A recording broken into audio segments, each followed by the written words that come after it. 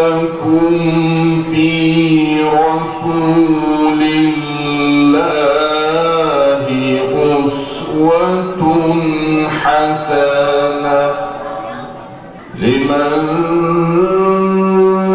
كان يرجو الله واليوم الآخر وذكر الله كثيرا. أعوذ بالله من الشيطان الرجيم. بسم الله الرحمن الرحيم.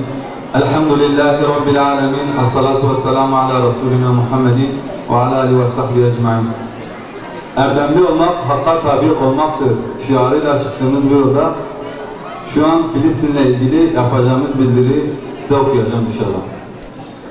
Filistin ve Kudüs davası her şeyden önce ümmetin meselesidir. Ve ümmet olarak bu davayı hepimiz sahipleniyoruz ve sonuna kadar destekliyoruz. 7 Ekim'de Aksa tufanıyla başlayan cihad, İslam ümmetine ve tüm dünyaya İslam'ın nurunu tekrardan göstermiştir. Sayı olarak az olsalar dahi bütün dünyadan çok olduklarını, özgür ve güçlü olduklarını göstermişlerdir. İşgal rejimi İsrail'in yaptığı bütün katliamlara, zulümlere, ibadethaneleri yıkmaya, hastaneleri bombalamalarına, çoluk çocuk, kadın, yaşlı ayırt etmeksizin katletmeye devam eden, her türlü zulmüne karşı direnişi asla bırakmayan inançlı insanların davasının da sonuna kadar yanında olduğumuzu bildiriyoruz. İnsanlıktan zerre kadar nasibini almamış, vicdanı yerine menfaatlerini düşünen, ikiyüzlü, yalancı ve bütün dünyaya üç maymunu oynayan Avrupa ülkelerini işlerine gelince bütün dünyaya ayağa kaldıran ama işlerine gelmeyince yine susan katiller sürüsünü de lanetliyoruz. İmanımızın bize yüklediği bir sorumluluk. Ancak bu aşk Selahaddin'in torunlarına da bir başka yakışıyor ya.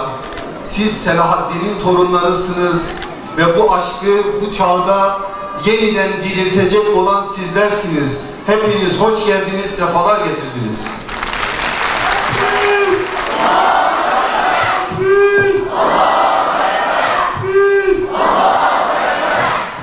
Aziz ve azize kardeşlerim, inanın ki 7 Ekim'le başlayan süreç tarihimizin çok önemli bir dönüm noktası olarak başladı.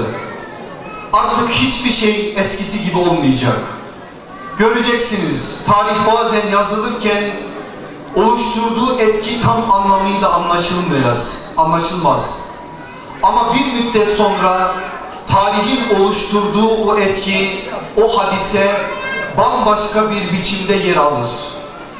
7 Ekim'le başlayan süreç, ümmeti Muhammed'in yeniden ayağa kalkışının ve yeniden dirilişinin inşallah bir kıvılcımıdır.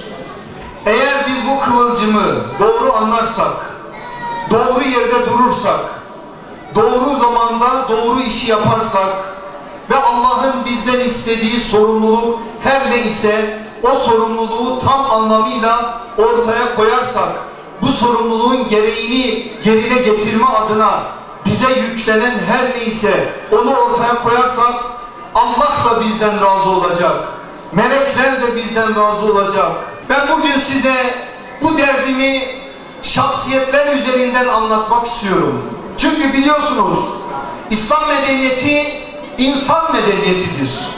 İslam medeniyeti kadar insan yetiştiren, insan geliştiren, insan dönüştüren başka bir medeniyet yok. Ensalsiz bir medeniyetin mensubuyuz elhamdülillah. Bu ümmetin bir ferdi olmak bize şeref olarak çok büyük bir şereftir ve biz bu şerefi her zaman için anlayarak bu medeniyetimizin bir çocuğu olmak, bir ferdi olmaktan dolayı iftihar etmeliyiz. Şimdi bu İslam medeniyeti ilk günden, yani Hazreti Adem'den şu ana kadar, bugünden de son güne kadar hep insanlar yetiştirmiştir. Biraz önce okunan ayetlere dikkat ettiniz mi? Ahzab suresi 21, 22, 23 okudu hafız kardeşimiz. Okuduğu 23.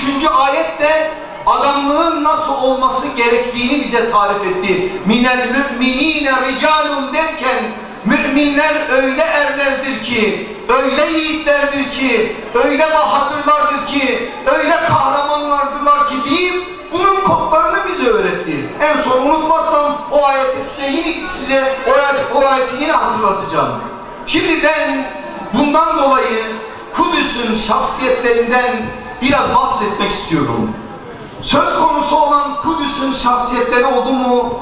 Emin olun, bakın ben 1 saat konuşacağım. Ancak benim ferim ona yeter. Siz de ancak o kadar dayanabilirsiniz.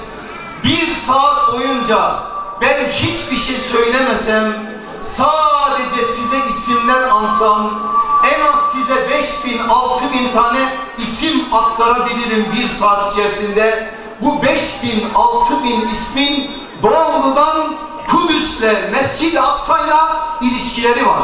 Ama buna hiçbirimizin takati yetmez. Ne yapacağım biliyor musunuz? Sadece 8 ismi burada anmak istiyorum. Hem meclisimizin bir bereketi olsun, hem de Kudüs davasını bu 8 isim üzerinden bir kez daha öğrenmiş olalım. İsimleri söyleyince her bir ismin arkasına bir tekbir getirir misiniz? İslam'ın ilk fatihi olan Yuşa İbn Nun, bize Kudüs'ün fethini emanet eden, anahtarlarını bize emanet eden Emir-el Müminin Hazreti Ömer, Kudüs'ün sahabi dönemindeki fatihi olan Ebu Ubeyde İbn Cerrah, Kudüs'ün ilk Müslüman valisi olan ve şu anda Mescid-i Aksa'da metfun olan Ubade İbn Samit, sizin dedeniz olan ve Şark'ın en sevgili sultanı olan Selahaddin Eyyubi, büyük bir İslam alimi olan, bir Osmanlı alimi olan, ama cihat ortaya çıktığında rahneyi değil, cihadı tercih eden İzzettin el-Gassam,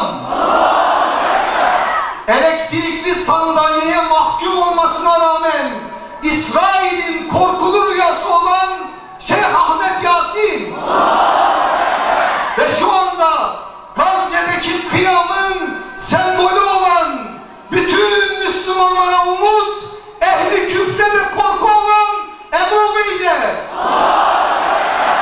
Bu 8 ismin gölgesinde biz Kudüs'ü anlayacağız. Ve o Selahaddin yüreğine o aşkı nasıl ekti biliyorsunuz?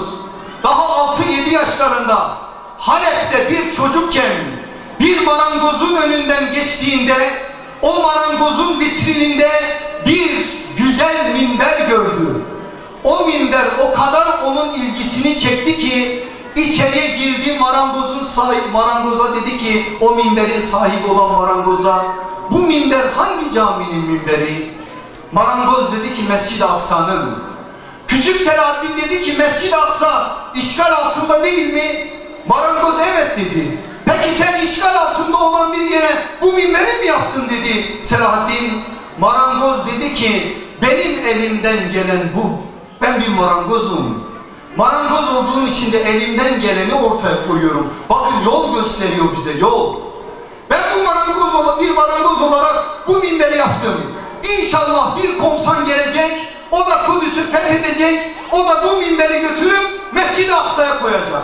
Selahaddin o anda dedi ki, o komutan ben olacağım, ben. Ve onun için çalıştı. 40 yıl boyunca bu mücadeleyi verdi, işin nihayetinde Kudüs'ü fethetti, fethettiğinin hemen ertesinde Halep'teki o minberi getirdi ve Mescid-i Aksa'nın içerisine koydu. Aşk olursa olacak olan budur. Selahaddin Eyyubi'nin biliyorsunuz hocası, onu yetiştiren insan Nureddin Zengi'ydi. Onun da Selahaddin'in de 3 sevdası vardı, başka bir şey değil. 3 sevda. Bir ömür boyunca 3 sevda için yaşadılar. Neydi o 3 sevda biliyor musunuz? İslam birliği, Kudüs'ün fethi, İstanbul'un fethi. Allah ikisini onlara nasip etti. Ama İstanbul'un fethini Sultan Muhammed Fatih'e nasip etti. Ama buradan bir şey öğreniyoruz. Eğer bölüyorsanız, parçalıyorsanız, fitne çıkarıyorsanız, ümmeti birbirine düşürüyorsanız, kendi cemaatinizi, kendi partinizi, kendi hizbinizi, kendi vakfınızı, kendi derneğinizi, ümmetin vahdetinin önüne geçiriyorsanız Kudüs'ün fethi size yok. Ama siz hepsini ayaklarınızın altına alıyorsanız, aynen Miktat İbni Amr gibi İslam aziz olsun, ben başka bir şey istemem diyorsanız, İslam'ın izzetini, ümmetin vahdetini her şeyin önüne geçiriyorsanız, Allah'ın izniyle siz Kudüs'ün adamısınız ve Kudüs'ü güldürecek olan insanlardan birisisiniz. Ben biliyorum, Bingöl'ü insanlığı tanımıyor muyum? Vahdet, ümmet deyince Bingöl bir bambaşkadır. Bak Güney'in ne kadar güzel bir miting, ne kadar güzel bir program yaptınız. Bütün Türkiye sizi konuştu. Alkışlayacaksanız kendinizi bir alkışlayın. Siz yaptınız bunu. Siz. Tekbir! Tekbir! Daha da yapacağız. Ne olur benim güzel kardeşlerim. Elinizi ayağınızı öpeyim. Hiçbir şekilde fitneye alet olmayın. Kim bizi nereye çekerse çeksin, ya biz birilerinin çekmesiyle bir yere gidecek adamlar değiliz. Hiçbir şekilde de öyle olmayacağız. Bizim değer yargılarımızı Allah ve Resulü belirler, başka bir şey değil. Biz Allah ve Resulünün verdiği değere göre hayatımıza çeki düzen veririz. Hayatımızı da ona göre belirleriz. Onun için ümmetin parçalarını olmayacağız. Mezhep, meşrep, mektep farklılıklarını bir tarafa bırakacağız. Şu anda bir yangın var. Bu ümmetin yangınını söndürmek için elimizden gelen her neyse onu ortaya koymanın gayretini vereceğiz. Allah da bizi bu gayretten ayırmasın.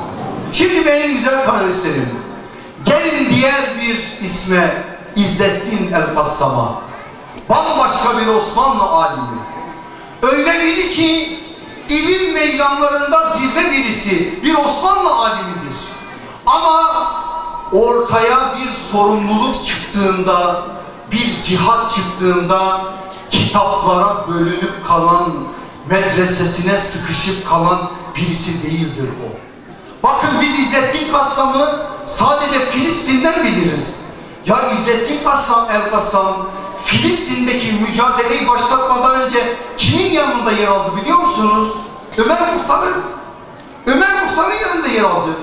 Libya neresi, Filistin neresi? Ama bir Müslüman için coğrafyaların ne anlamı var? Biz coğrafyaların hiçbir tanesini tanımıyoruz ki. Bizim için asıl olan ümmettir. Bizi kalemlerle çizilmiş o coğrafyalar asla sınırlandırmayacak. Biz o coğrafyalarda kendi yüreğimizin coğrafyalarına iz düşürmeyecek hiçbir şey kabul etmeyeceğiz. İzzettin el-Kassam da böyle birisi. Ve o büyük insan Filistin davasını, Kudüs davasını, Mescid-i Aksa davasını, daha İngilizler o toprakları işgal etmeye başladığı andan itibaren bir kıyamla başlattı. Bugün eğer onun ektiği tohumlar Gazze'de fidana durmuşsa bilin ki bu İzzettin el-Kassam'ın çok farklı bir biçimde ihlasla ektiği o tohumların neticesidir. Ve onun talebeleri destan üzere destan yazıyor. Allah daha nice destanları görmeyi hepimize nasip eylesin. Gelin 7. isme Ahmet Yasin, Şeyh Ahmet Yasin. Biliyorsunuz o lise yıllarında bir yüzme sırasında boynunun üzerine düştüğü için felç oldu ve elektrikli sandalyeye mahkum oldu. İsrail'in en fazla korktuğu insandı. Elini kaldıramıyor Şeyh Ahmet Yasin. Rahat konuşamıyor. Tek başına camiye gidemiyor. Birkaç kişi onu camiye götürüp getiriyorlardı. Ama buna rağmen bir terör örgütünün, bir terör devletinin her türlü imkanı elinde olan bir terör şebekesinin en ciddi korkulu rüyası olmuştur.